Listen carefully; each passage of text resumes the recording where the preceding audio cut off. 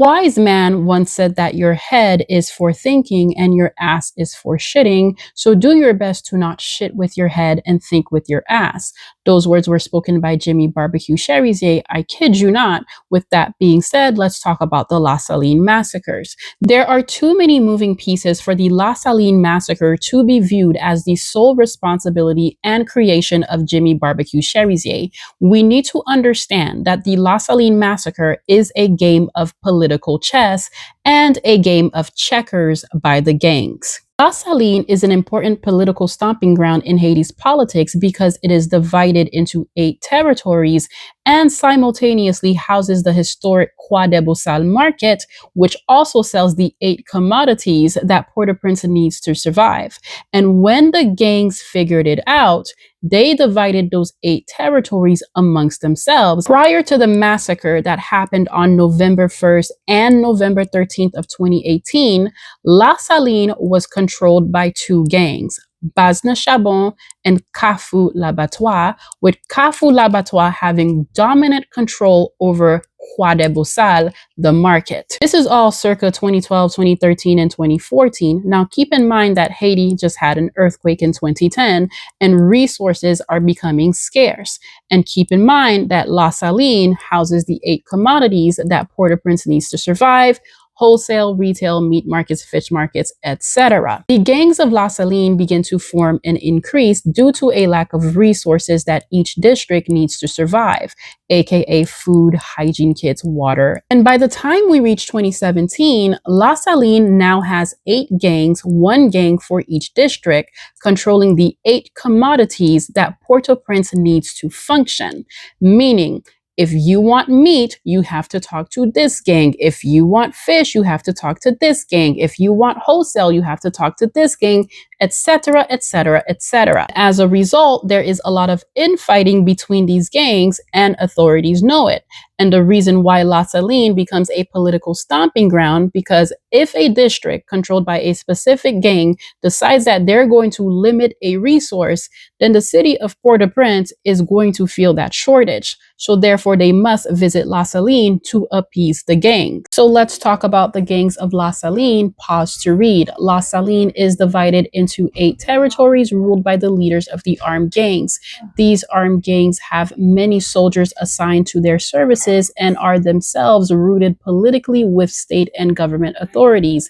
The leaders of these armed gangs are part of community-based organizations, and these organizations are often distributing food, hygiene kits, and whatever the needy needs. They also help parents pay school for their kids. On October 13th of 2017, pause to read, Martine Moïse and members of her administration visit La Saline, and the purpose of this conversation that they're having is to discuss the rehabilitation of a school that was destroyed in the earthquake, as well as a center for development that they'd like to rehab into a youth center. And in exchange, the residents of La Saline were supposed to agree to prevent anti-government protests from happening in the neighborhoods of Tokyo, as well as the neighborhoods of La Saline. A heated argument was had between the groups and a deal was not reached. Now, fast forward just 2 days shy of a year later, Andre Michel and Marjorie Michel, known critics of the Jovenel Moïse administration, hold a demonstration in La Saline on October 15th, as well on October 17th, over the Petro-Caribe funds. With that being said, on that same October 17th, Jovenel Moïse made a visit to La Saline, where the residents of La Saline refused to welcome him. And again, on that same day, Andre Michel is having a protest about the Petro-Caribe funds. But what is important to note is that according to the La Saline residents, First Lady Martine Moïse visited La Saline in October of 2018, days before the killing started in November. She reportedly tried bribing the community with offers of money. Her attempt to secure their loyalty was unsuccessful. And After that attempt, that is when the attacks of La Saline happened. About 2 weeks later, on November 1st of 2018, the first wave of the massacre of La Saline happens, where 5 people are killed, including the gang leader of the Saline project, and 9 people were injured. And the second wave of the attack happens on the evening of November 13th of 2018, pause to read, where gunmen from the original gang, Bazna Chabon, attacks the project of La Saline. Keep in mind that they just killed the leader of that gang on November 1st, where they broke into 150 houses and pulled men and women into the street where they executed them.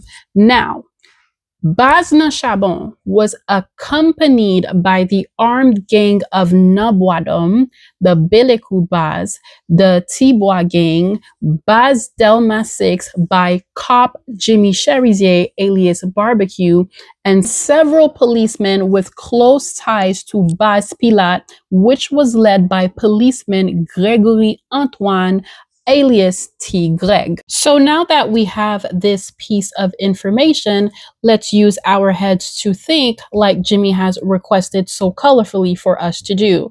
In October of 2017, Martine Moïse comes to La Saline and requests that the residents prevent an anti-government protest from happening, and in exchange they will rehabilitate a school that was destroyed in the earthquake.